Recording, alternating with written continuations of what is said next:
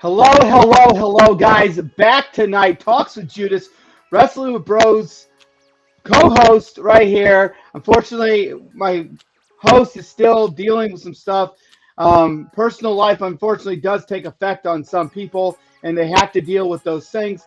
But hopefully, soon enough, we'll be back with both of us live on the stream. But tonight, we have, as I promised, the one, the only, the bomb, Eric Surge. How you doing tonight, brother?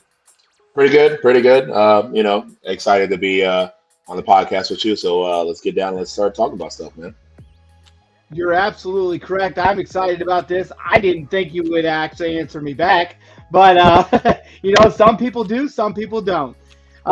So tonight, I want to give you just a few minutes here. Tell people who you are, what you've accomplished, and where you got your start. All right. I'm the bomb, Eric Sertz. I have my residence in Hollywood, California. I am currently the OVW National Heavyweight Champion right now on my first title reign. My trainer is Impact Wrestling superstar Congo Kong. I know a lot of people have heard about him. That is the person that trained me to get me to be the wrestler that I am today. I've actually only been doing this for 2.5 years. It surprises a lot of people. Yeah. Wow. It's one of those things where, clicks. Okay. Was there like an actual school you went to prior to OVW, or did you just jump right to OVW? So I am trained at Kong Kong gets 100% of my trainer. He has a school in Bluffton, Indiana called Professor Kong's Wrestling Academy. So I started training there in 2022. And then probably 2.5, maybe 3 months later, I had my first match. Okay. All right. Yep. So it sounds like you picked it up pretty quickly, and he said, "All right, it's time to get you out there in the ring." Yes, I mean it does help that I had a college amateur wrestling background, so I'm already drilled in about practicing, and you want to be the best you can be. So I feel that absolutely that discipline by itself helped me to be the wrestler I am today. Okay, yeah. So it sounds like you already had all the technical stuff down. You just had to learn how to take some bumps, be tossed around a little bit, and I don't foresee many people tossing you around. 295 pounds. That speaks volumes. So. I mean there's always going to be people bigger. There's always going to be people bigger, and it happens. Oh, absolutely. I mean, I met a guy a few MCW shows back, a guy named Humac, and this guy was 400 pounds. Like, he was just a brute, blunt force, and every time he slapped somebody's chest, it sounded like a frying pan just making contact, and I'm like, ooh, right? Absolutely not. So. So let's go ahead and dig in here. We want to find out more about you. We already know how you got into wrestling, but what's the most rewarding part of wrestling to you specifically? Oh, that's the fans. It's always going to be the fans. We, as professional wrestlers, like sports entertainers as well, we do this for the fans. Me personally, I feel we don't try to interact with the crowd. We don't try to bring them involved with the story of what we're doing. The story of good versus evil. What is the point of us doing this? We're guys that walk around in underwear, wrestling other guys. But I love what I do. I love to get the emotion out of the crowd. Whether I'm a good guy, whether they're cheering for me, shaking hands, kissing babies, or I'm a bad guy and somebody wants to see me get my ass kicked. But that's the emotion. I love that. That's what you want. Yes, absolutely. I mean, I know exactly what you're talking about when you say guys walking around in underwear. And I've had friends and coworkers and people who make fun of me because I say I want to wrestle. And I am working on training myself. So Okay, nice. they said they're like, oh, you just enjoy wrestling other guys in their underwear. And I'm like, you truly have to be a wrestling fan and understand the wrestling world to really understand what's going on. And there's a lot of people that like to use the F word, and it's fake. And I'm sorry, yeah, it's scripted. Yeah, most of it is set up and planned and pre-planned, but there is so much stuff that happens that is unplanned. People get hurt all the time, and you really truly have to understand that knowledge in order to be able to be in that ring. I mean, I've told I have a lot of people that always ask me like, "Oh, you do that fake wrestling?" I always tell people there's nothing fake with professional wrestling. Like you No. feel everything, you feel the punches, you Yep. feel the kicks, you feel the body slams, you feel everything. The only thing that, of course, that technically, if you want to say it's scripted, is there is a predetermined winner. That is the only thing that is scripted, but everything else isn't scripted. Everything else you see, that's not scripted. A punch, a kick, somebody flying from the top rope hitting somebody. None of that is fake, Yeah. which is always funny. The people that always say it's fake are the same ones when you ask them to go in and take a bump, they don't want to. Yep. Oh They're yeah, no, gonna I've been told that taking a bump to describe it would be getting hit by a car at about 35 miles an hour.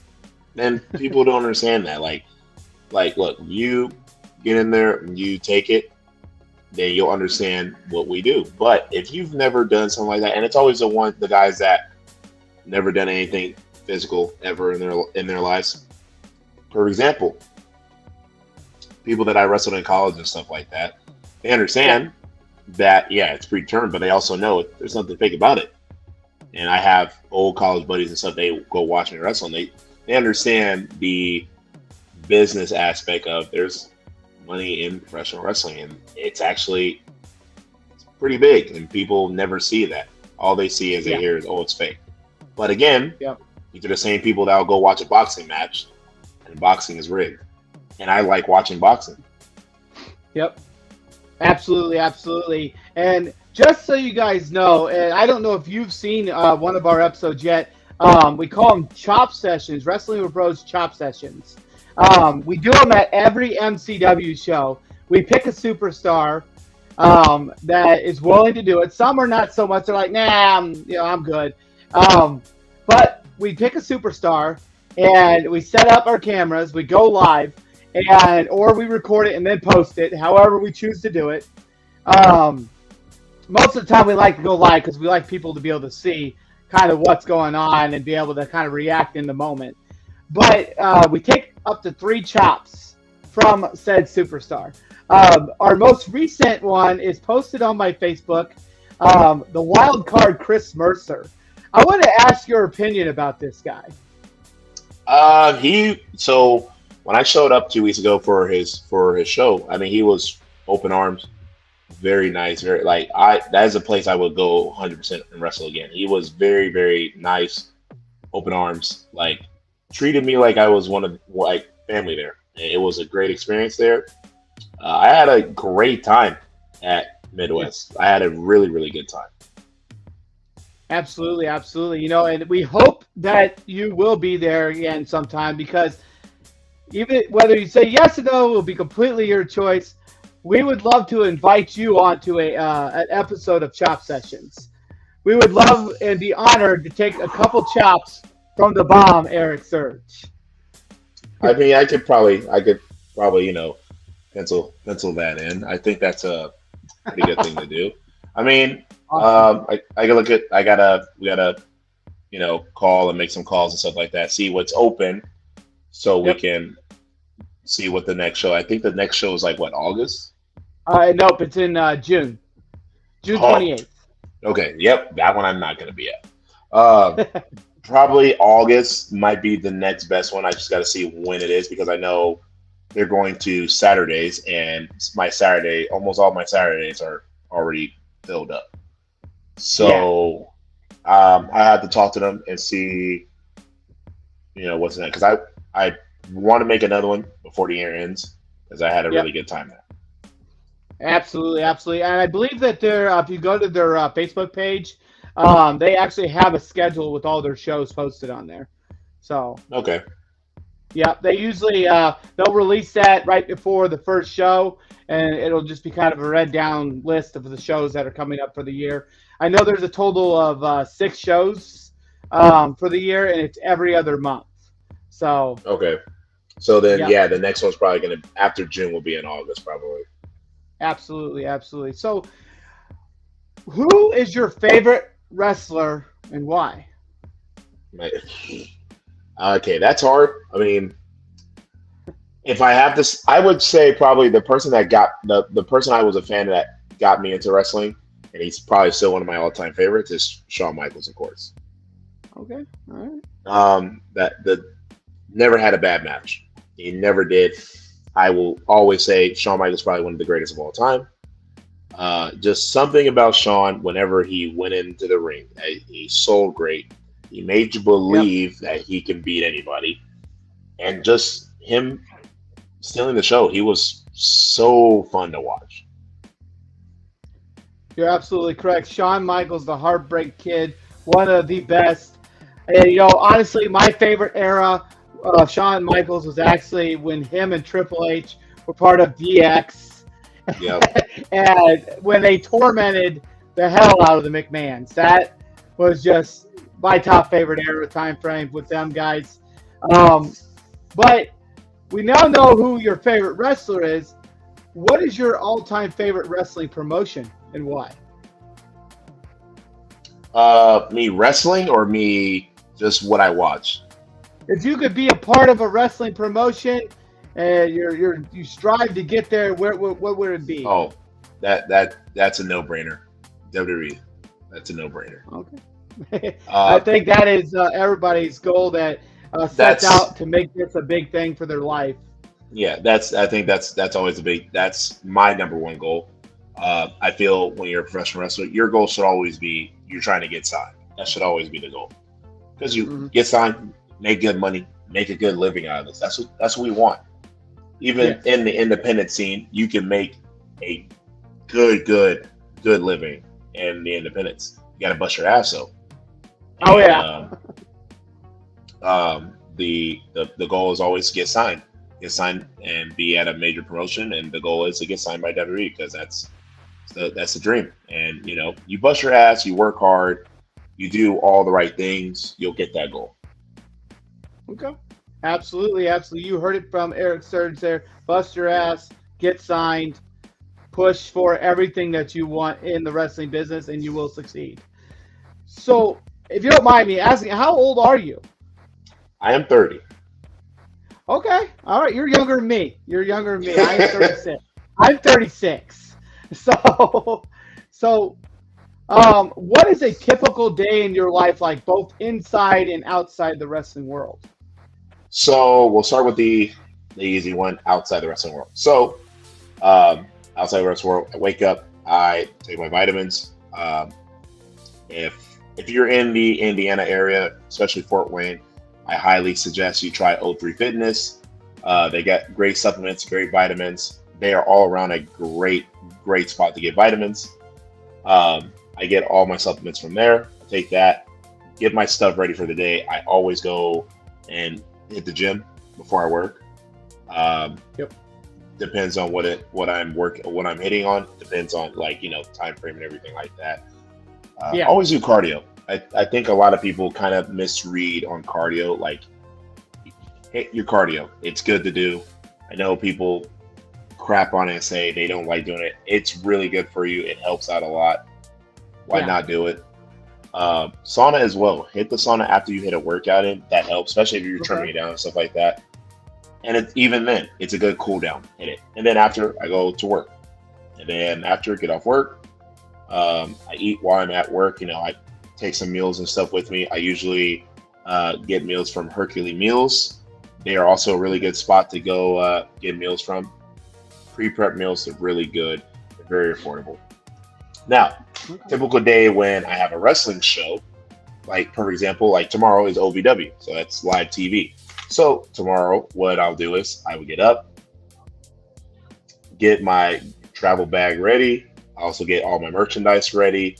I will hit a quick, not so quick, but a pretty nice workout to feel good for the day.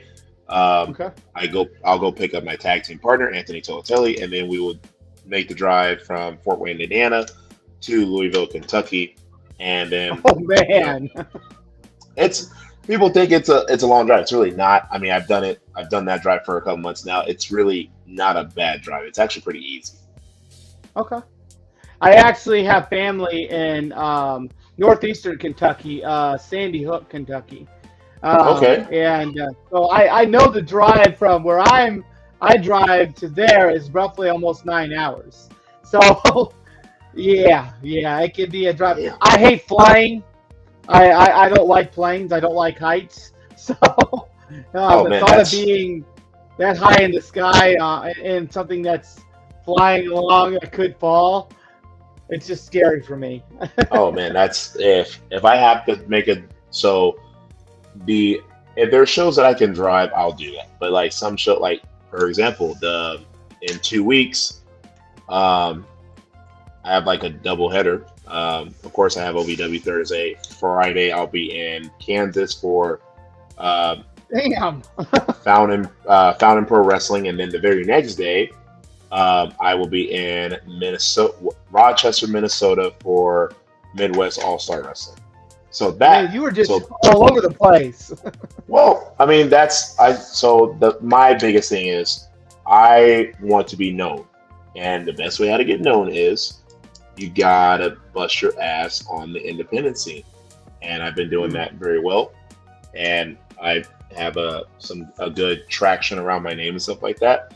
And I'm still learning, and that's the number one thing that I always tell myself is stay humble and bust your ass. Always ask questions because even though people have been doing this for years and they still want to learn what can they do better. That's how I am. I'm still 2.5 years in. I want to keep getting better. Absolutely correct. You want to get better. You want to do better. So, with that being said, what are the biggest challenges in life balancing wrestling with other aspects of life?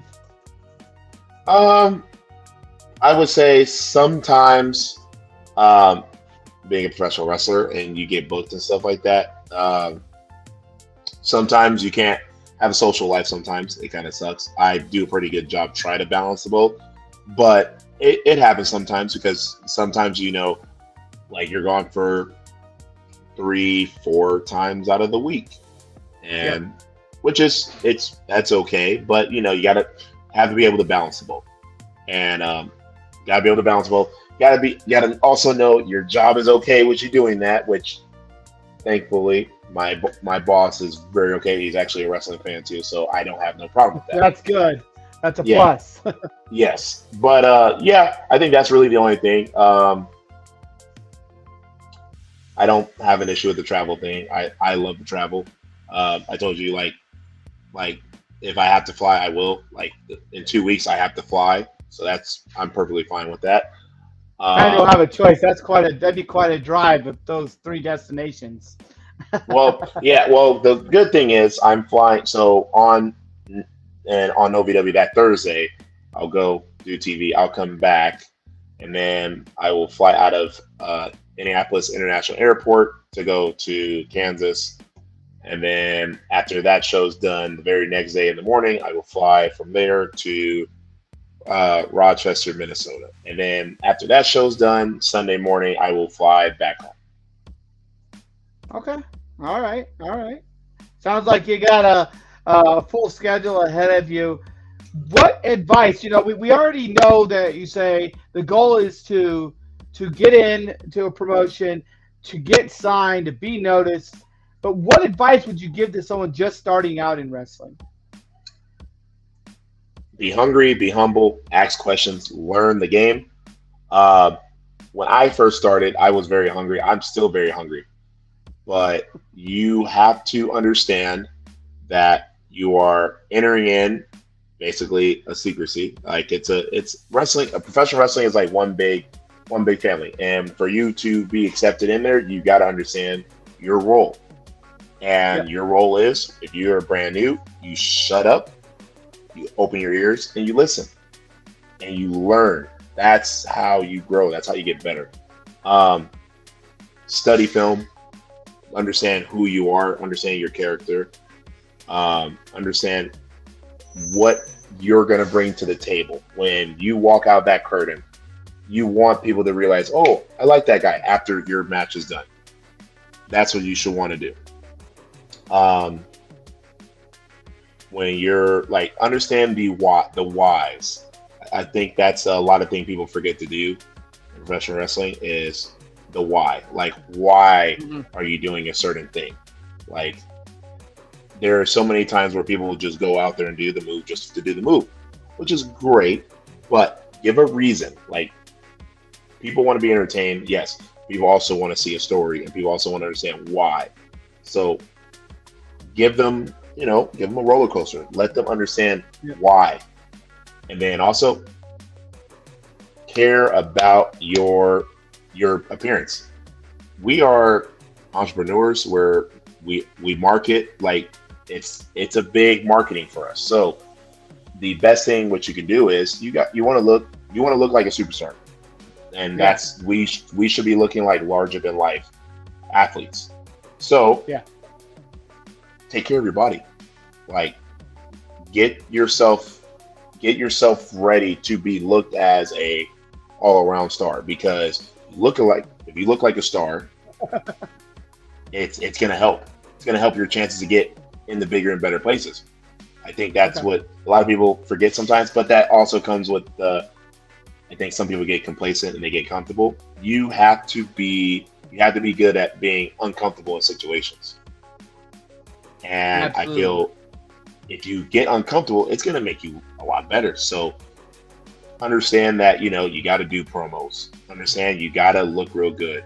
Understand you got to make yourself a high key player. You got to make yourself marketable where other people are going to be like, "Hey, I know who that is. That's what I want." And guess what? That's the goal. If you get people from other places that are wanting to see what you can do because they've seen what you've done, that's a good thing. That's the buzz. You wanna you wanna be like here. You want to be in Indiana one day, and then the very next day you got to be in Minnesota, and then the day after Yeah, that you have to go to Texas, and the day after that you have to fly all the way back to Ohio. That's the stuff you want to do. That's how you get absolutely. noticed. You're absolutely correct. And you talked about being in shape, looking the part, looking good. Um, Describe a typical training routine, both physical and mental, to me for you. Okay, so I still train like I'm doing amateur wrestling. So a lot of the training I do is functional strength training, and I feel that's something you have to do.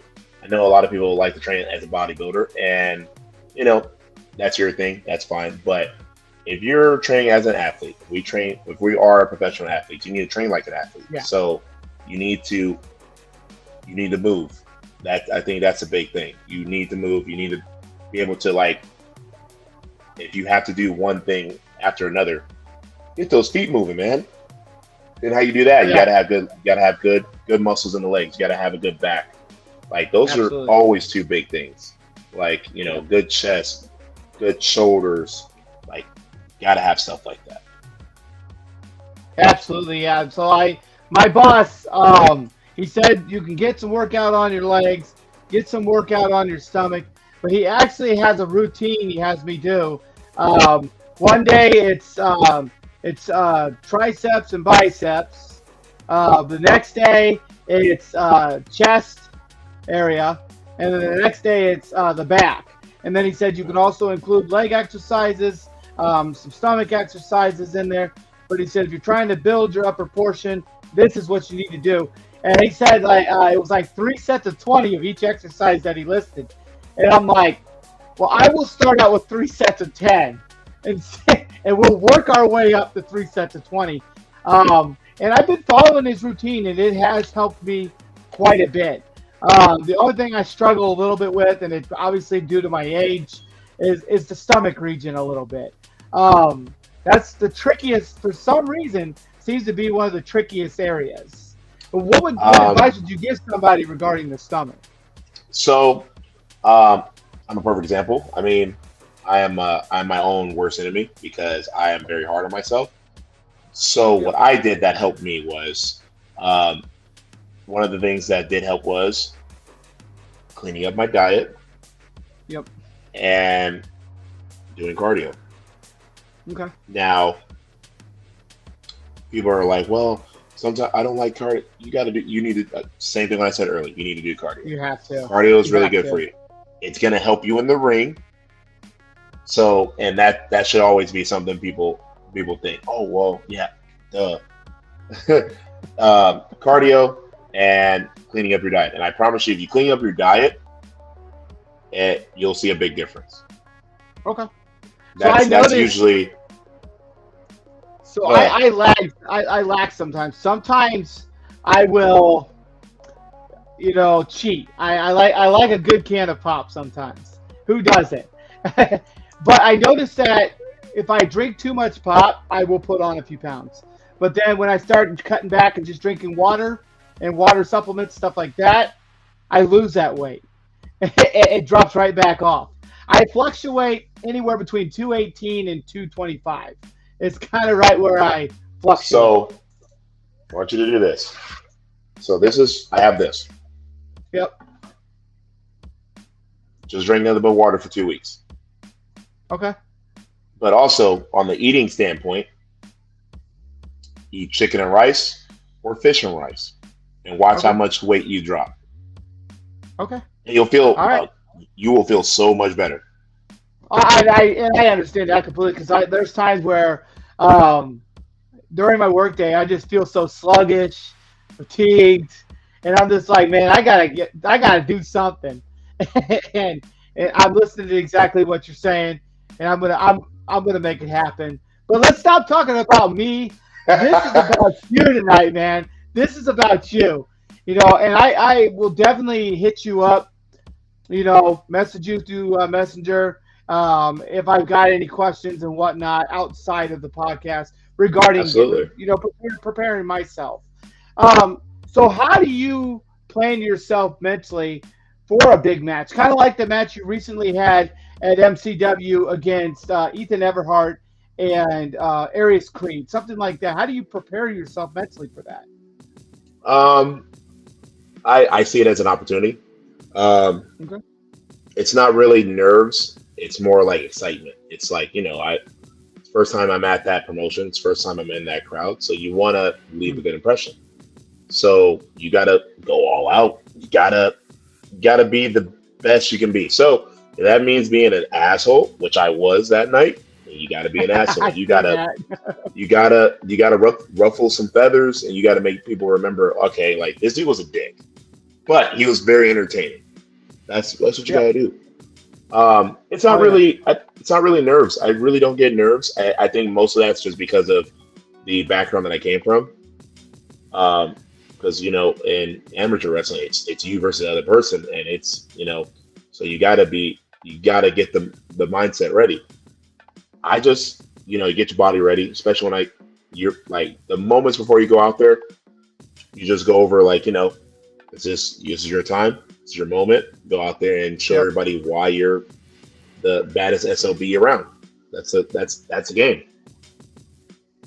Okay. So what was the most memorable match you've ever been in?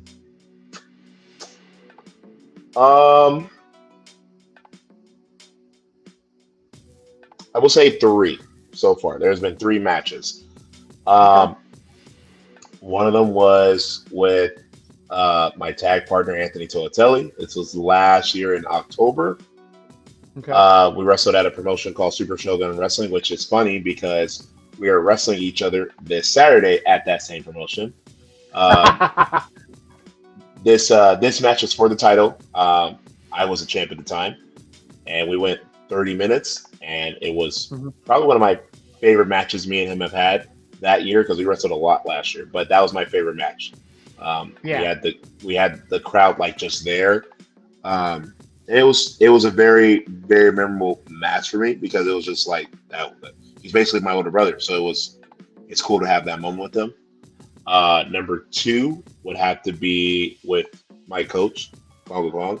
My last singles match I had with him was last September. Mhm. Um, that just having that last singles match with him, and it was like the kind of the stamp, like okay, like you know what you're doing, type of thing. Yeah. Because which is funny, that whole match we called out there, Okay. and it was pretty cool, um, and it was very fun, and it's something that okay, like I get it. Yeah. And then number one would have to be 2 weeks ago, sharing the ring with Doug Basham on the main event on TV, Nice. and getting my first major singles title win. Um, Okay. so that was a very emotional win. When you think of opportunities like that, you didn't think it would happen. Um, and I was very blessed that it did happen. And it's just Yeah. it's the amount of names that has came out of OVW that's been on TV, that's been on WEM, AEW, and it's a Yeah. lot. And the fact that you know I am in that Hall of Fame of champions there, it's surreal. It's awesome. Yeah. Yeah. I mean, when people say OVW, Ohio Valley Wrestling, one of the first names that pops to my mind, and I followed him since 2002 when he debuted in the WWE, John Cena. A big name. And now you're a part of that same school, which is really cool. So absolutely, I'm excited to see where this goes for you, man, because it's I been am I'm too. sure it's been a journey so far. I I mean it's awesome. I love being down there. You see that is one of it's opportunity.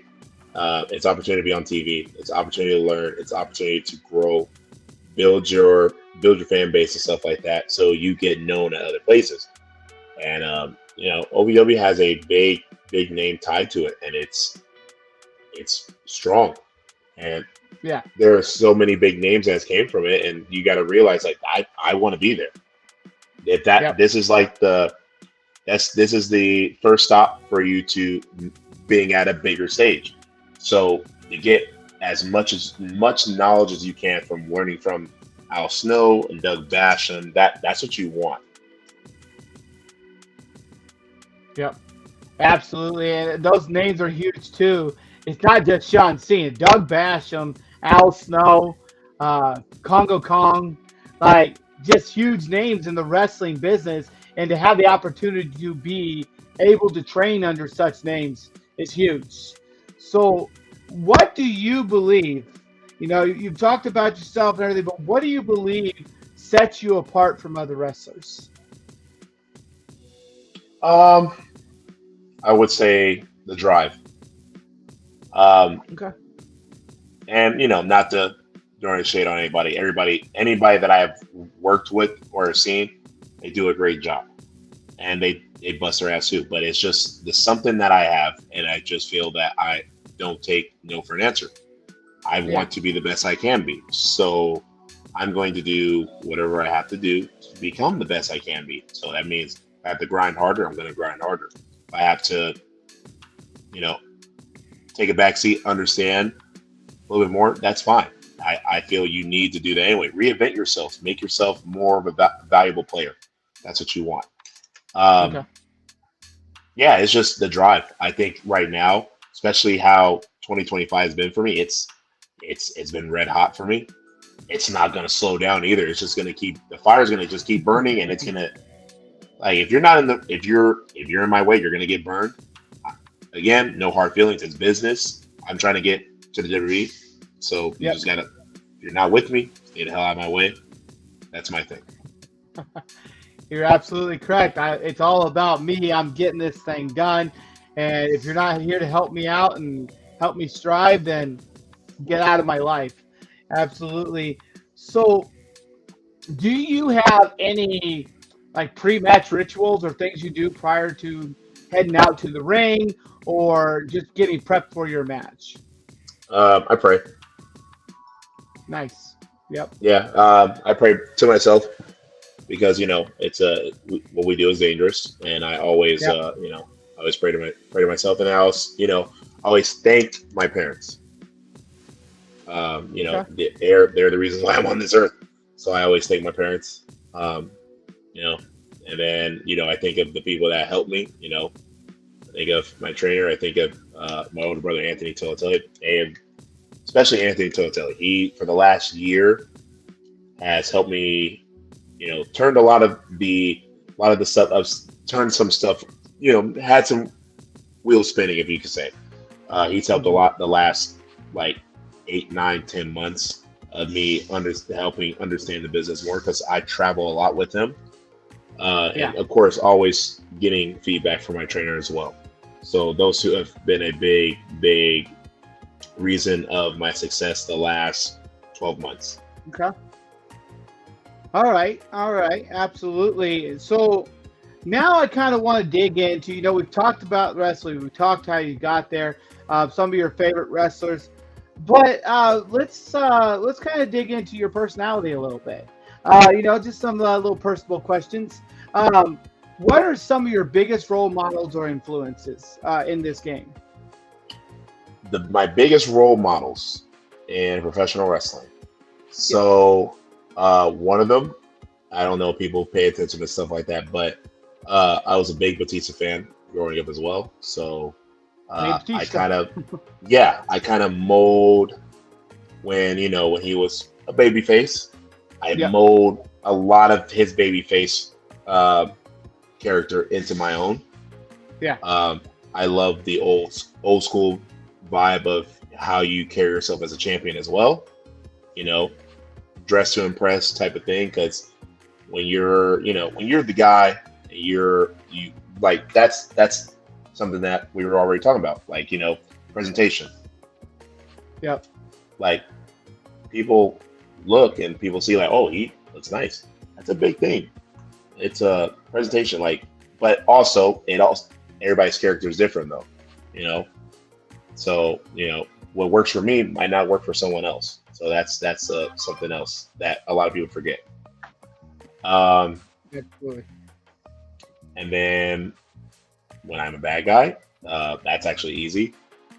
Mainly the two people a lot was JBL and Triple H. Yep. JBL for just being this bully, and it was great because he knew how to get under your skin. He knew Yes. how to piss you off, but he backed it up. And then Triple H was just screamed you hated him. What everything he did was great. Yes. You're absolutely correct. In everything that those men did, people saw it. They stood out.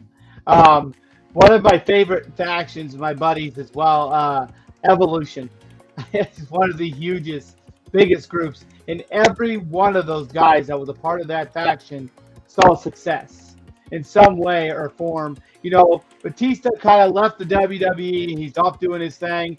But he still had some pretty damn good success during his time with the wrestling business. And I just love the idea of that. And I actually want to ask your opinion about a more recent group, kind of similar to that. This guy's saying, the future is now and the future goes through me. And I am talking about none other than Seth frickin' Rollins, Paul Heyman, and Braun Breaker. What is there to talk about? I mean, you see Paul Heyman. Paul Heyman is is the greatest mind. Yeah, he is probably one of the best minds in professional wrestling, in a manager standpoint and in a professional wrestling standpoint. The amount of careers that man has helped because he understands the whys. It's great. I've always been a Paul Heyman fan because he's great. And you can look at a guy like Seth Rollins. Seth Rollins says done almost everything there is to do in the WWE, and Yes. he doesn't lose a step. And then you also got somebody that is fresh and brand new in Braun Breaker, which is a damn freak. Braun Breaker is a freak, Yeah. like Yes. a genetic freak, if taken from Scott Steiner. But man, like the dude does things in that ring that most guys that built should not be doing. And he's very fun to watch. Man, he throws himself like a lawn dart at people. It's crazy. I'm like, man, he's gonna break his damn neck. Like he The the just comes great flying like this. the crazy part is that's all from football. That man was amazing at football. Yeah. And the fact that that man runs like that scares everybody. That man's gonna catch anybody. If somebody wants to run from him, he will catch them. 100%. 23 miles an hour spear. Yeah. That's fast. I would be afraid to be hit with that. Like you're He's definitely, for those of you that call wrestling fake, let Braun Breaker hit you at 23 miles an hour with a spear, and then I want to hear you use the F word again. Ask So, ISO speed. He will 100% tell you. yes, he will. That was nasty. It hit him from the side. I was Yeah. like, ooh. That Yeah, absolutely he's hurt. probably lucky he's alive right now. Absolutely, absolutely. So, other personal questions I'd like to know. You're more than just a wrestler. You're a person. You enjoy doing things outside the wrestling world, I'm sure. What are some of like maybe your favorite movies, books, music, things that you enjoy doing? I'm a big Harry Potter fan. I Okay. read the books when I was in high school and stuff like that. Uh, Movies. I just love movies in general. Um, not rom coms though.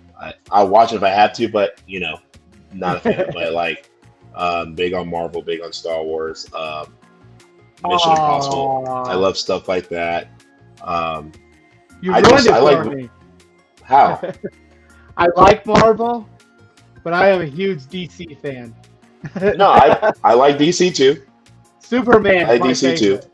Yes, I like DC as well. There's some good Good. Yeah. DC stuff as well. I am more on the Marvel, just cause. But I will watch anything. That basically, I am a I'm a who's who on watching stuff. Yeah, me and my buddy, we go back and forth because he's a huge Batman fan. I'm a huge Superman fan, and I'm like, well, your guys' mortal enemy is a clown. He's like, your guys' mortal thing is a rock. It's like I'm just gonna sit down and be quiet. But in reality, when him and Batman faced off in Batman versus Superman, if Batman did not have that green meteorite, he would have been screwed. Oh, Like agree. he literally, as soon as Superman had a second to regain his strength, he threw the man through 3 wall sections. Like he just grabbed him and just. I'm like, that's my guy right there. My buddy's like, shut up. But no, and I don't know if I've told you, but Wrestling with Bros, we actually started. The podcast was called Wrestling with Bros originally, and it's still called Wrestling with Bros. But I do this one called Talks with Judas when he's got stuff going on and whatnot, and we don't want to cancel the interview because we've already promised it. But Wrestling with Bros actually started roughly about a couple years ago. It was like March, April of 2023. We actually started out because we love talking about wrestling all the time. Me and him, we always go hang out, talk about wrestling and stuff.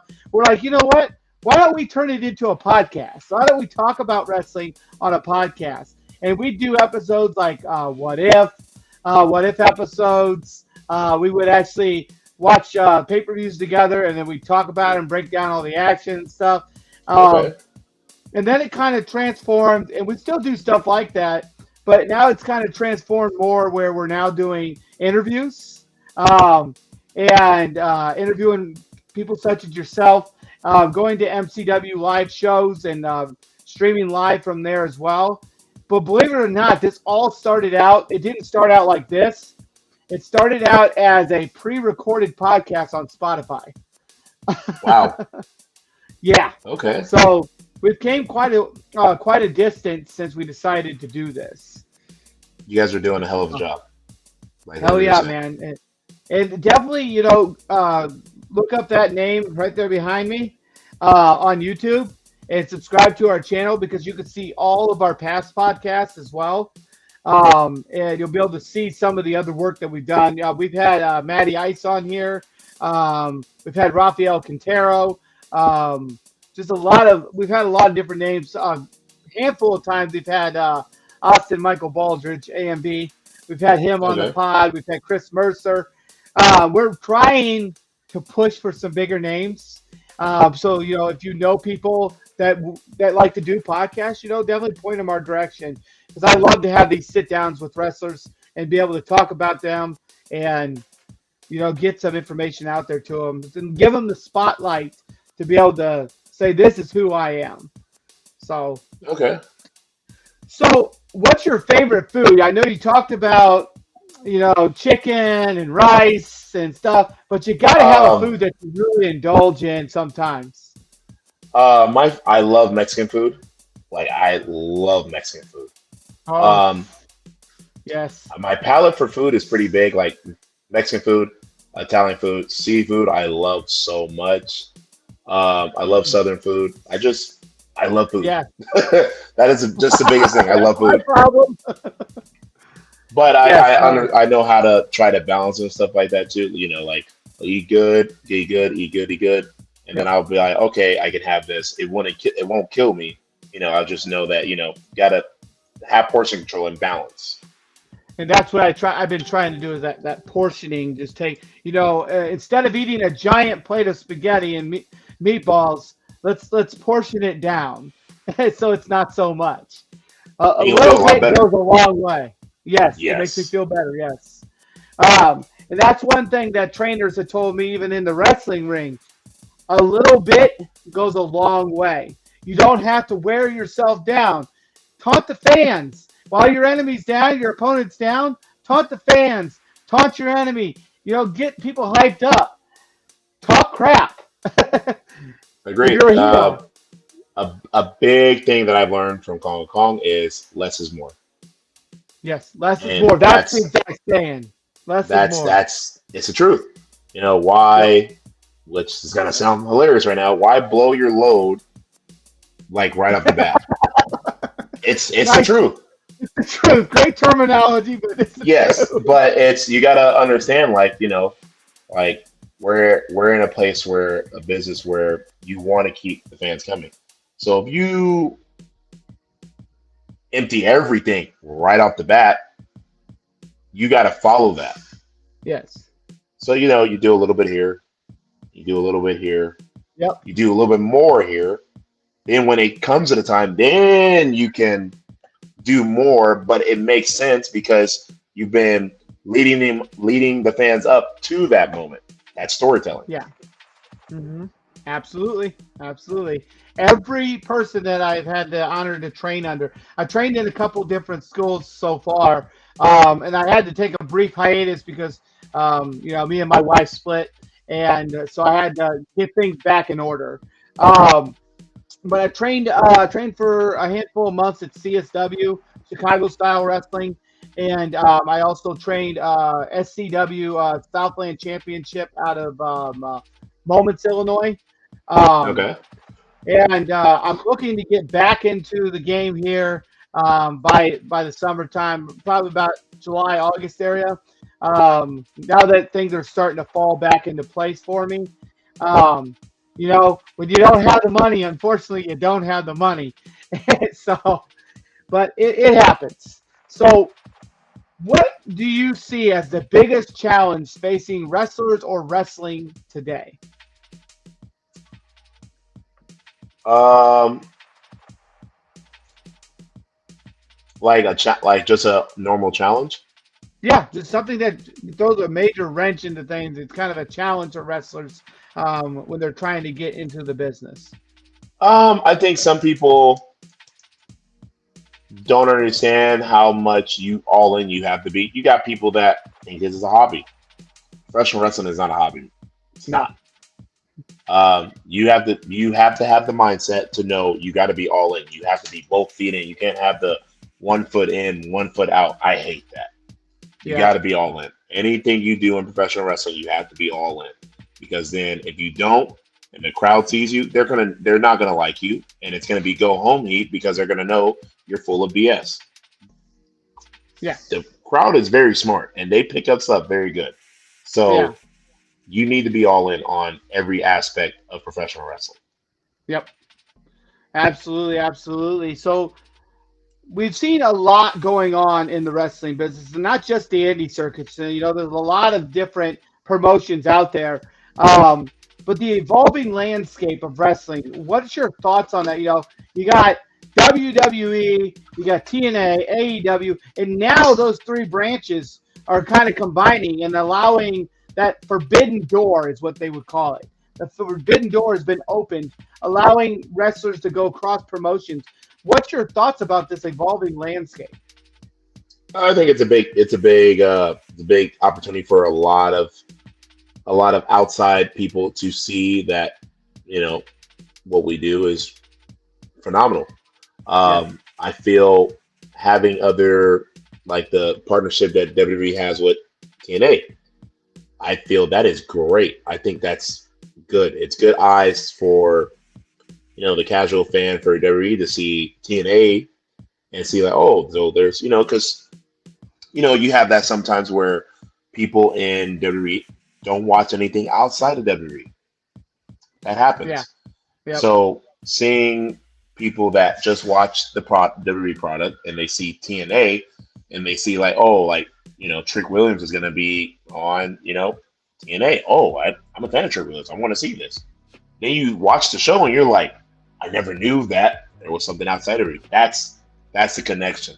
That's yeah, that's good. That's what you want. And then the TNA fans, TNA fans watch the E, but the fact that they see their favorite TNA stars getting opportunities to be on WWE is awesome, and I think yeah. that's helping the business 100%. These opportunities like that. Absolutely. More recent one that we've seen, Joe Hendry facing off against Randy Orton at WrestleMania. Now, we all knew, he got his face out there. He was on the WWE product, but we all knew that the Viper was going to make short work. And that's exactly what he did. Now, Joe Hendry did make a bit of a statement. He was able to get some blows in and do what he needed to do to be seen. But unfortunately, at the end, he was no longer heard because Randy Orton put him down. So here's the one thing that you had some people say, oh well, they buried Joe Hendry. No, they didn't. So here's what people need to understand: Yep. WWE is the juggernaut of all professional wrestling. It Yes, always it is. is, always will be. People need to understand that.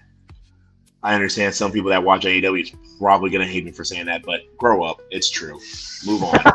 It's true. Anyway, anyway, you got to look at the aspect of he got the opportunity to wrestle somebody that's a multiple time world champ, Yeah.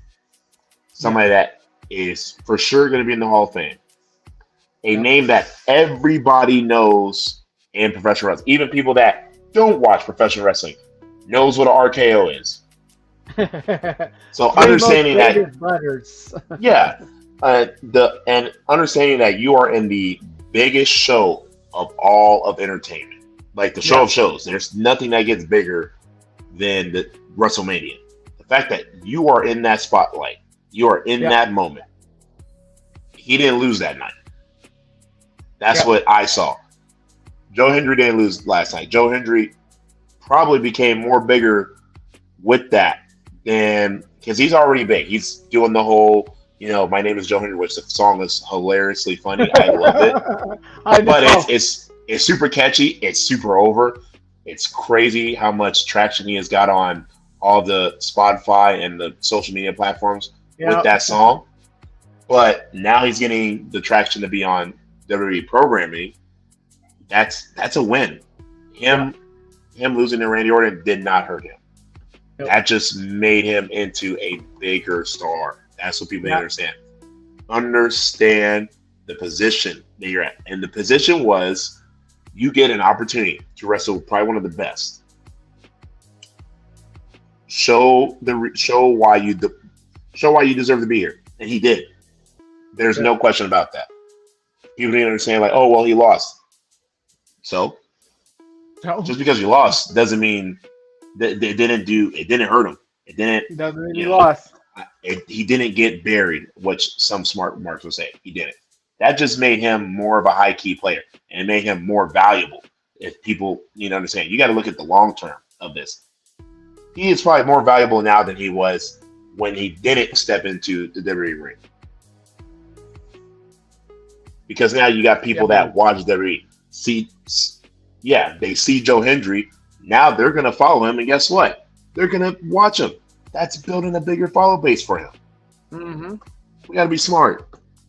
You're absolutely correct, man. Absolutely correct. So now, we recently were actually both at an MCW show, Midwest Championship Wrestling, and I just want to kind of go over a couple of the matches before we call it a night tonight. I'm going to pick out 3 matches specifically. The first one being Chris the Wild Card Mercer versus Austin Michael Baldridge in a street fight. What was your opinion of that match? And what did you feel about the caliber of it leading up to it? It felt real. I think that was the number one thing that I really liked that match. It was real. It felt real. And it felt that, and the outcome was the young buck couldn't beat the experienced veteran. And that happens sometimes. Sometimes the good guy doesn't have to win. Sometimes the bad guy wins. People need to understand that. Yeah, it's good for TV. But it's a learning lesson. It's a learning lesson for the young guy because, like, okay, you showed everybody that you can hang with the best of the best. Yep. That means you'll have another crack at him, and you'll be ready for him. And the outcome could be different. But you can't get complacent. You got to keep pushing.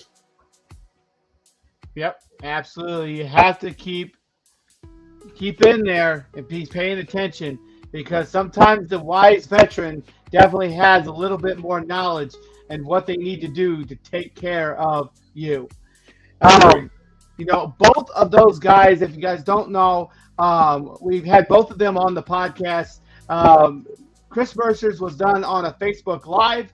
A&B was on Wrestling with Bros with me and Big Baby Ben on a live episode. Both were given the opportunity to express how they felt and to really lay down the verbal argument on how they felt about the whole given situation leading up to this street fight. And it, like you said, it really was personal because 17 months the wild card was on the shelf due to an ankle injury. And he really took that to heart as this guy did this to me. And now I have to get some retribution. I have to get some payback against this man. And that's exactly what he did at the most recent Midwest Championship Wrestling show, MCW Street Fight. Now I want to look at your match. The War God Aries Creed versus the Bomb Eric Surge versus Ethan Everhart. Now, you were victorious in this match, but how did you feel about your opponents? Did you really feel that they brought something to the table, or do you feel like there could have been a little more? You watched my promo on when I was introducing this match. I did exactly what I said I was going to do. I was going to walk in. I was going to throw Aries into Ethan. I was going to throw Ethan into Aries. I was going to whip both their punk asses, get the dub, walk out. And I exactly did that. But on a serious note, they are two hungry up-and-comers that the world of professional wrestling is their oyster. They're going to do great things in the business. They are phenomenal at what they do. It's an honor that I got to share the ring with both of them. I would love to tear it with both of them once again. I know I'll get to. You never say never in professional wrestling. It'll happen. Yep, absolutely. And I mean, it was an honor for me to see that match, and it was an honor for me to be able to call that match. I loved how you utilize Ethan Everhart as a weapon, not only with the swinging of his feet, but also with the power bomb on top of each other to try to get a pin at one point. So yeah, it was definitely, in my books, it was definitely 5 out of 5, an amazing match. So thank you. I mean, we had our like, you know, it was, that card hands down was very stacked, and we opened the show, so you have to bring it. So we did. I'm very happy how that match was. It was very fun. So yeah, I feel round 2, I feel is in order. Whenever somebody wants to book that match, I'm always available. Well, scratch that, not always available, but you know how to reach me if we're gonna. Yeah, I try to be. You know how to hit my lineup. Let's make some lemonade. Absolutely, absolutely. And then the final one that I kind of want to dig into, and it's because MCW is finally introducing the ladies to Midwest Championship Wrestling. It started out as a singles match between Leslie Michelle, the miraculous Leslie Michelle, versus Reagan Lydell. And then the GM, Damian Saint, always has something up his sleeve, turning it into a fatal 4-way between Davina Thorne, Leslie Michelle, Reagan Lydell, and Blair Onyx. She was a very unique character. The Arachnid is what she was called. The Arachnid Blair Onyx. Yep. I felt like that match was definitely a 5-star match. Like, them ladies really tore down the house. What did you think about that one? So they were right after us. I did not get to watch their match in person. When the replay showed, I watched the full show. I will 100% tell you that match is very fun to watch. Blair Onyx is another one of those wrestlers that she's making a name for herself, and no shy away from the other competitors. Like Reagan, I've heard some big things about her in the Chicagoland freelance area. Midwest, yep. Yeah, and all 4 of the ladies were great. The match was very fun to watch.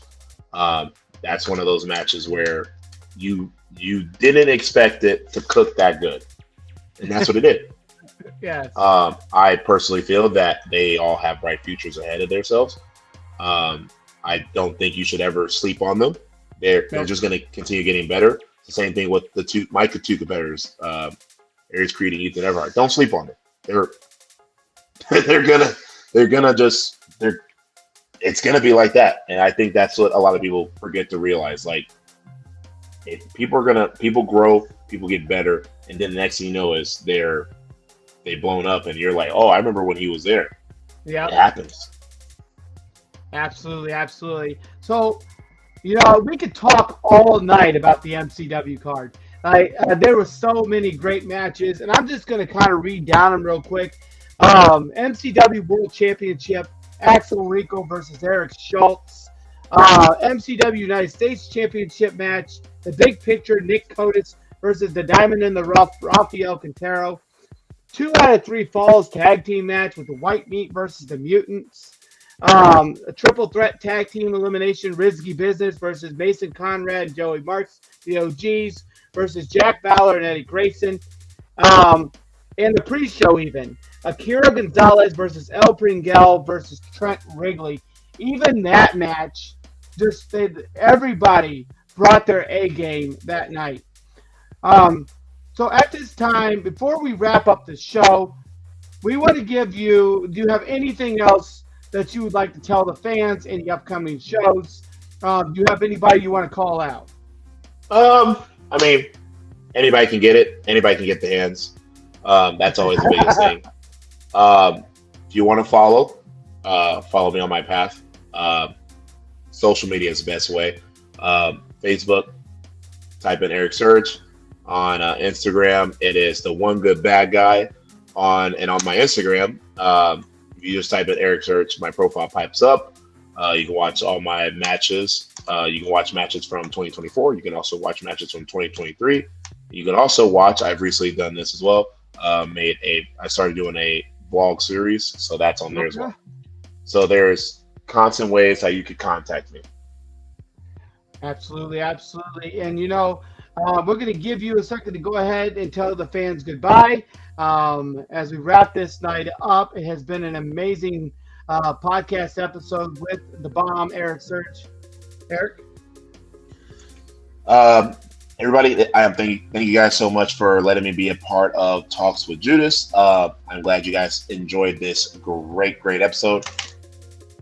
Judas, please keep doing this. This is awesome. We need stuff like this in professional wrestling.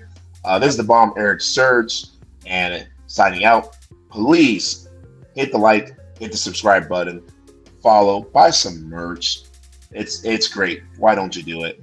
And we'll see you guys next time. All right, guys, and this has been another amazing episode of Talks with Judas, Wrestling with Bros co-host Judas Black. Like he said, signing out. Y'all have a great night. Thank you.